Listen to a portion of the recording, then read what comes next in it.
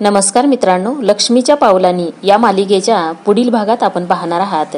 कला सर्वांना म्हणत असते की भुका लागल्या असतील ना, सर्वांनी जेवण करून घेऊया, तुम्हाला सर्वांना वाढायला घेते.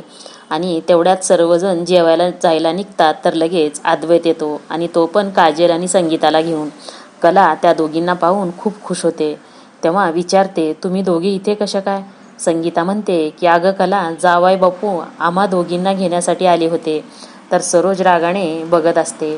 अद्वैत सर्वांसमोर म्हणतो की काल ही बोलत असताना मला जाणवलं की हिच्या मनात माहेरी जाण्याची इच्छा होती, पण ती म्हणाली की काहीतरी कारणामुळे माहेरी जाण्याचं कॅन्सल झालं.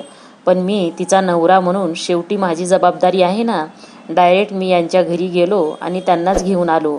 तर कलाला खूप आनंद होतो.